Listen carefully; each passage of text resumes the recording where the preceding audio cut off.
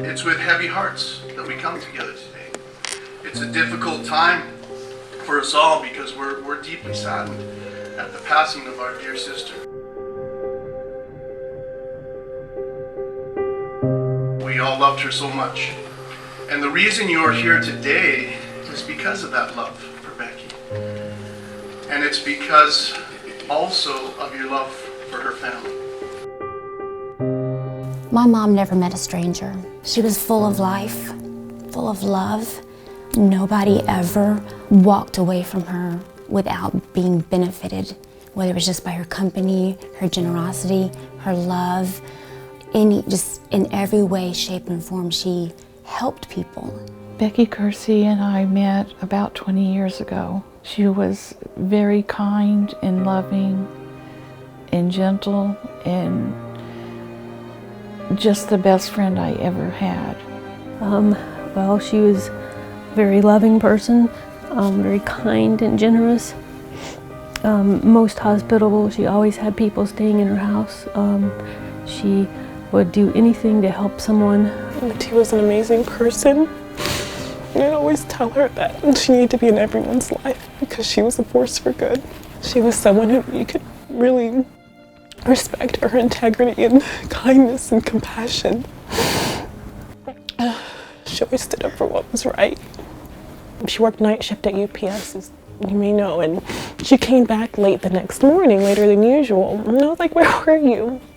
And she said, "On my way back, I saw a young woman and her child walking in the dark." It was probably 5 in the morning and walking on the side of the road. And she said, she gave the woman a ride to her child's daycare because that's where she was taking her. And I said, "Mitty, weren't you scared? As a stranger?" She's like, "Well, I looked around and there was no one there." And she's like, it could have been dangerous for her to be walking alone by herself with her child. Anyone could have come by and harmed them.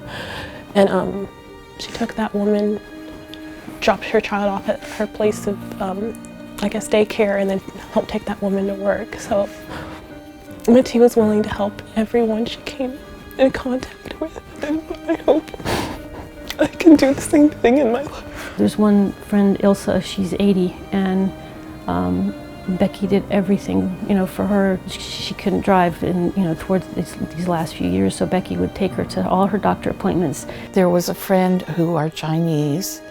Becky spoke Chinese. She was over in China for 3 years, and this woman was very sick, and Becky got her to get medical treatment right away because she was in a very severe state to the point where she could have died. The Chinese friends, she's helped them with their kids since their children were little, babies. She would babysit for them, take them to the doctors, take them to school. They all love her, and they're all just devastated too that she's gone.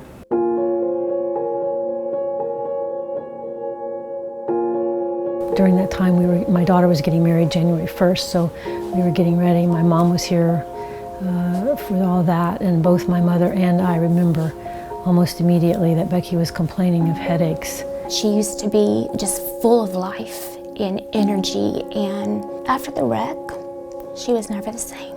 Becky, before the wreck, was able to do everything she wanted to do. She would walk trails and work in her yard all day, mow her own lawn, and she would go shopping and spend the whole day out until, over time, looking back, I noticed she's spending more and more time in bed. And it was very discouraging to her because she was such an active person. And her body wouldn't let her do the things she really loved to do before. She was in so much pain, sometimes she couldn't speak. And there was a time when we were at our religious meeting. During the middle of the program, someone had come and gotten me to come to the back. They said Becky needed me, and she was in tears. When I went back there, she was hanging onto the counter and just her head was down and she was sobbing. She said her head hurt so bad. The constant complaining of either the headache or the pain in her body, and nothing seemed to relieve the pain.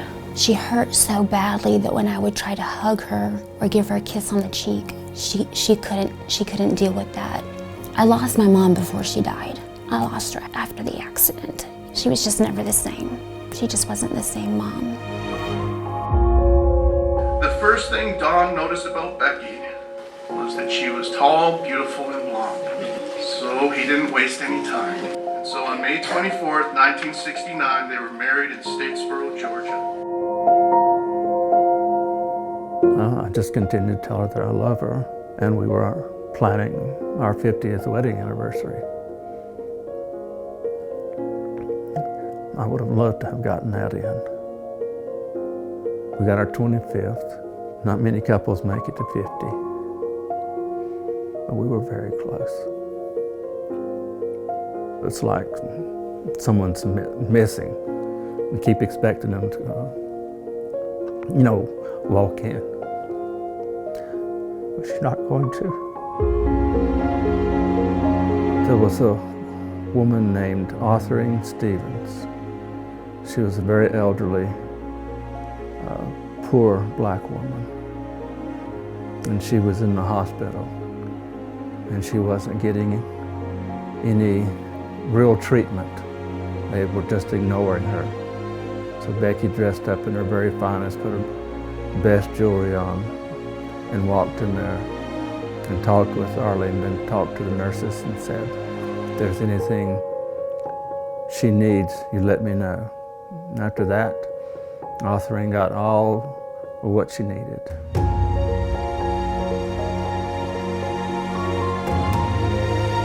From the time she had the accident until the day she died, she never had a pain-free day since that accident. I would thank her for everything she ever did for me. I would thank her just for being my mom. I couldn't have asked for a better one. She said, one day if I'm not around, she says, I know you'll be sad. I know you'll be sad for a very long time. But I want you to continue living, to do the best you can with your life. And I just think that it's come true.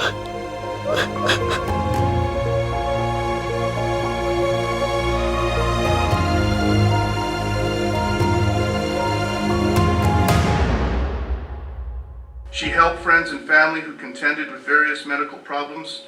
And yes, she often took it upon herself to manage and care for their needs. She went above and beyond to help friends, family, and anyone else who needed her.